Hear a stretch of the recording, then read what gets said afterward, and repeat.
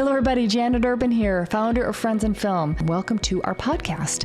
The purpose of this podcast is to give you insights that you will not learn anywhere, not in film school, not online, not from anybody. Even people on film sets will not know what I'm teaching you because we have studied how to go very fast into the film industry and create a career out of it. And that is what this podcast is about, and that is what the A-List program is about, which is our main flagship program that all these people all over the world are doing to work in the film industry. So enjoy today's podcast, and thank you so much for listening. I got an email the other day. Hey, Janet, I just graduated from film school, and the news station has got an opening. And if I go work there, I'm going to learn the cameras. I'm going to learn how to shoot stuff. I'm going to get exposed to stories. It's a year-long contract. It pays like $60,000. It seems like a really good opportunity. Should I do it? And I'm like, well, what are your goals? I want to be a director for Netflix. And then I'm like, okay, well then absolutely not. Why would you do that? You want to work at a news station and be 50, 60 years old making $60,000 a year at a news station? Or do you want to be a DP for Netflix and making way over that and getting exposed to all of those people? Because guess what? All those people at Netflix, they're not at the news station. They're not interested in the news. They are going to Sony. They're going to CBS. They're going to these big stages and studios and working on TV shows and going from TV show to feature film to documentary to TV show to professional project to TV show. This is their life. They're all freelance and they're really good at their one job or maybe two jobs. You will find the job that's perfect for you. You won't know what it is until you have been on sets and experienced and seen all of these different people doing all these jobs. And it's different on a commercial than it is on a TV show, than it is on a feature film.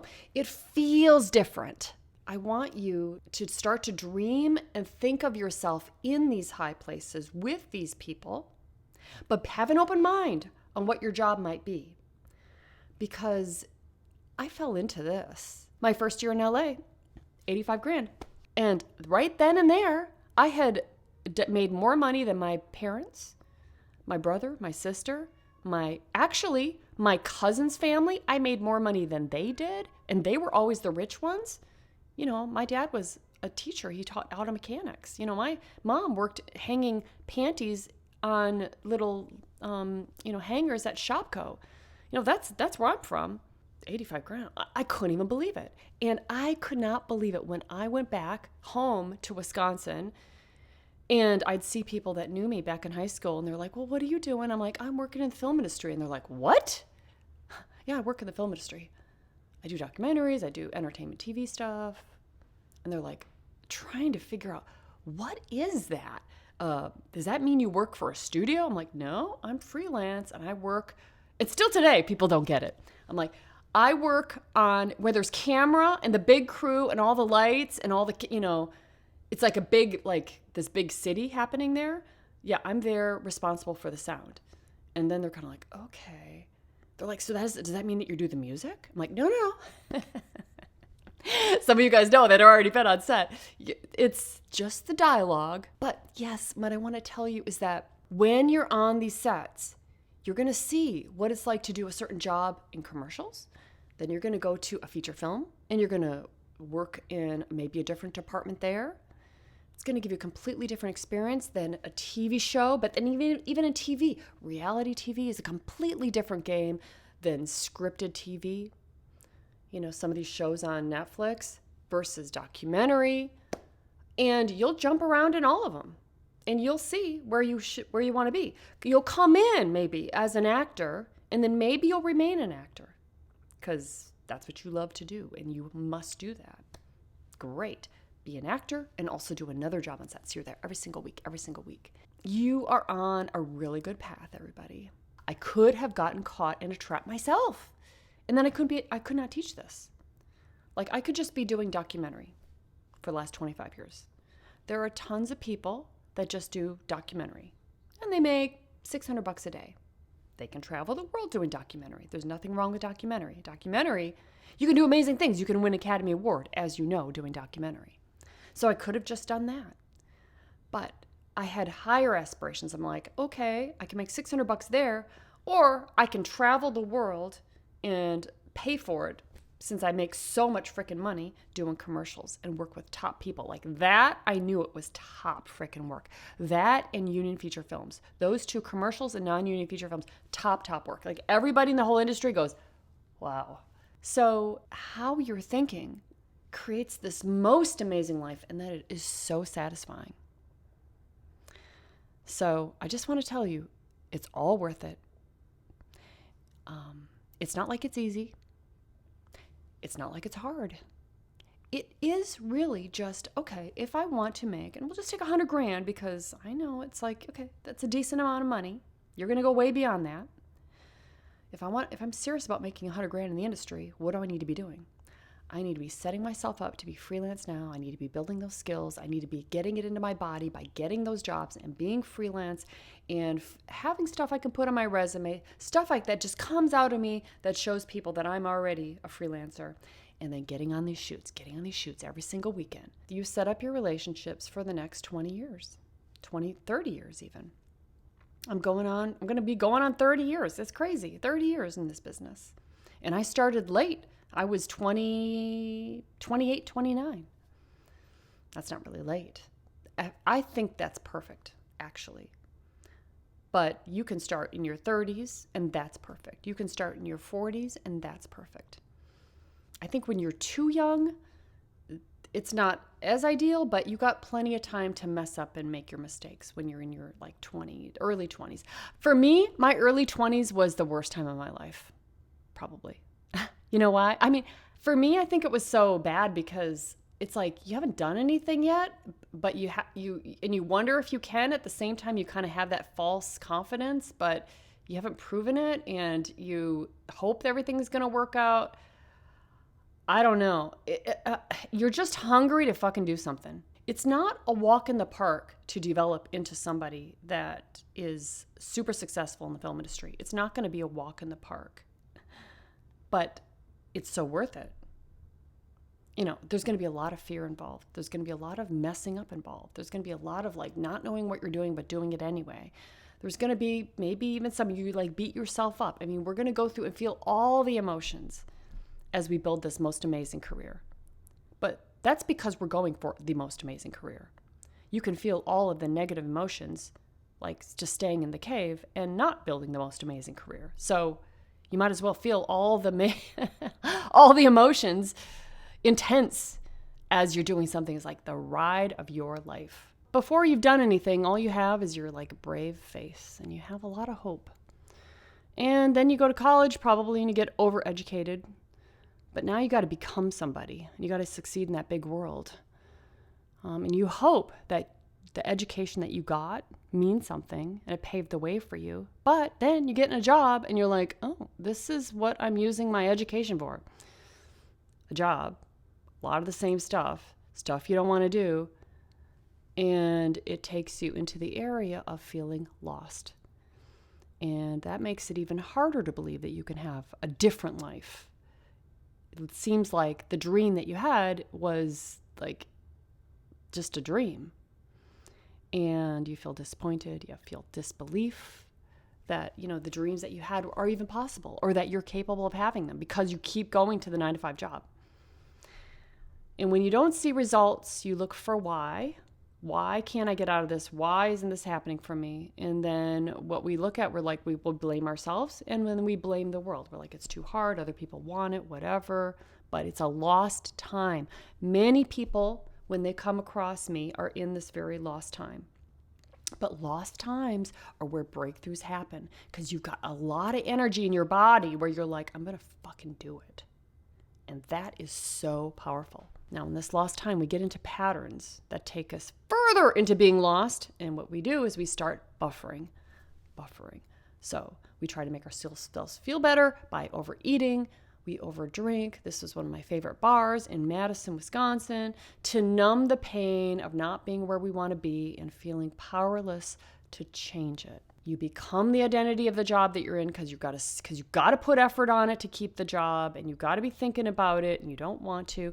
And this is what the world wants you to be. They want you to be a nurse. They want you to be a doctor. They want you to be an attorney. Chasing the film industry seems crazy, but they don't have that life. They don't want that life. They stayed in the safe life. That's not you. You know when you are meant for a life that other people don't have. So everybody around me was making around $50,000, and that was like normal. So, I'm like, California, mansions, traveling the world working in film, no conception. I know beer and brats and weekend football games. And then I was having my coffee and donut in the basement cafeteria of my job. I was selling copiers. And I'm like, oh, yay. I love my coffee and donut. Wait a second. This is the highlight of my day? I'm 25 years old and this is the highlight of my day? Oh my God. I got to change my life. I quit my job. I cashed in my retirement and I bought a round the world ticket. I said goodbye to my mom and dad. Didn't want me to go. They're like, why do you have to travel around the world? And I'm like, I need to break out. I don't even know what it's going to give me. I have to go. Experience. See, I don't know. But I had enough money that I could do that in my retirement. And there I met people that really changed my perspective. So important to just break out, do something drastic. I met people who studied leatherback turtles. I met people that they flew small aircraft in the Okavango Delta. I met people who were like taking people on safaris. And I'm like, there's so many jobs out there. So many people out there. There's so many different, I felt like I saw the world instead of just like my same city in Wisconsin. Africa was where I had the breakthrough. So that was my last year I was traveling. We're living on this truck. I'm like, I feel so alive in the bush. I am not a corporate person. I'm running out of money now. So now it's like, oh, all of a sudden the corporate world is like, I'm having nightmares of having to go back to that. At the same time, I kind of know, okay, you got to grow up sometime here. Now you're like 28 and a half years old here. I'm not running out of money. You're like, okay, what am I going to do? And then I saw this film crew and they're in Africa, in Kenya, filming this Kikuyu tribe. And I'm like, holy shit, I'm going to work for National Geographic. That's it. So I went to South Africa because the film crew said, oh, well, most of the work is happening down in Johannesburg, Cape Town, go down there. So I went down there. And I did the same thing that most of us do, and a lot of the stuff didn't work. So, I had the same kind of disappointed patterns. I went to film festivals. I met this one guy. He said he was a producer. I followed him around, and then I couldn't find him. And then I saw him again later, and he gave me his card. And then I went to visit him later in Pretoria, and he didn't show up. And his brothers were there, and his brother's like, I don't know where he's at. And I said, okay, I'll wait around. He never did show up. I finally left. I felt like a fool. I sent my resume around. I'm like, I copier salesperson. I made club. I want to be a wildlife filmmaker. No responses. I called people, no responses back. I'm like, I'm a filmmaker, or I want to be a filmmaker. And they're like, oh, okay, cool. All right. And then nothing would happen. So then I'm like, how do I become like these people that I want to work with? I started watching and researching wildlife films. Now, this is my path. I'm just telling you my stumbly little path here. You're not going to do it exactly like this, but I love for you to kind of see where all this stuff came from. First of all, I watched all these wildlife films. I wrote down all the credits. I found all the production companies, all the producers, all the cinematographers, all the music, all the animal behavior. I knew what everybody did. I was crazy about these. And I took notes. And then I reached out to these people, and I started getting opportunities from this. Actors. My very first get on shoot was I was an actor. I didn't audition for it. They didn't audition anybody. And that's what I'm saying is like these small little shoots, you can act in them once they know that you're an actor. Now, I wasn't even an actor. But if they don't have to go through the audition process and talk to all these people they don't know, then they're not going to. And then when I go to LA, I talk about it and we become interesting. I was not that interesting. Copier salesperson, I'm becoming more interesting from just going out and seeking it out, So now I'm still in Johannesburg. I'm working for WTN News, and I worked for ABC News for a day. So what happened was I got this job at ABC News as a fixer because I came in from my other experience that I had gotten through the Get on Shoots method with so much confidence. They're like, hey, can you be a fixer? I'm like, sure. They're like, okay, here's a list of people and names and put together the stories for us. I'm like, okay. I call the numbers and they're all disconnected. And and then somebody answers. I'm like, I don't know what to say. Plus I'm super scared. And at the end of the day, they came back and they're like, hey, what do you got for us? I said, all these numbers are disconnected and I don't really, know what I'm doing. And they're like, okay, we're going to take you over to WTN News. I'm like, oh, great. I get to leave this room. Excellent. I'm like, wait a second. As they're like walking me over to WTN News from ABC, I'm like, did I just get fired? Oh, don't think about it. I did. But this is a good thing too, because even though you get into jobs that you cannot do at the time, then after you get some more experience doing it in another place, then you can go back and then you can do it. Like I can do that job today. I couldn't do it then. And it's okay. You're going to mess up. You're not going to do things perfectly. And in fact, the most important thing is that you get out there and you do it. You take action. You keep moving forward. B- work is okay. Now, this is mostly not like you're on set going, okay, I'm not going to wrap that cable. B- is good enough. Here you go. It's more like B- in your mind. It's like, I don't have to be perfect. My intention is to be helpful and to help people. And I'm not going to try to be perfect. And that will give you the freedom to talk to people and say things the wrong way and forget the terms and mess up who is what. And at the same time, wanting to know and remember people's names. You want to be freeing yourself up. And then I went to Alaska on another shoot and, things take off and your identity changes and your friends explode and your experiences explode. And you have so many experiences in a short period of time. And, you're just learning. You meet the right people, life comes together, and then you really meet the right people. Let me tell you this, for people that are like, I'm still looking for the love of my life. I did the same thing for finding the love of my life. I found the love of my life for film. I found the love of my life for love. I'm like, where would interesting, adventurous men be? I'm like, Joshua Tree. They're going to be out there climbing and I'm going to go out there. So I drove out there. I broke into the film industry in LA. I'd already been working there. I went out there, slept in the back seat of my car, drove into the park, woke up. I'm in Joshua Tree, which, do you know what that's like? Like all these amazing formations. I'm walking around there just all day long, talking to climbers, saying, hey, I just got back from Africa. I just got into LA. What are you doing? What do you do? Where do you guys live? How often do you guys climb here? How did you learn to climb? Tell me what's important. At the end of the day, I had been talking to maybe 50 people, 50 guys and girls, everybody. And I saw him coming down from this rock. He was bleeding. He had a bunch of gear here. That's a picture later on, but that's what he looked like. I'm like, are you fucking kidding me? Oh, hi. How was your climb? And he's like looking at me and he's like, oh, how he describes this little girl was walking towards me, smiling and with the sun setting behind her. And he's like, oh, she's still looking at me and smiling and waving. I guess I have to go talk to her. He would have never came up to me. The best ones, they're not hitting on you. They're living their lives. So you have to find them. Yeah. So I talked to him. He smiled. And I don't even know how I knew he was single. How did we know each other were single? I don't know. Somehow.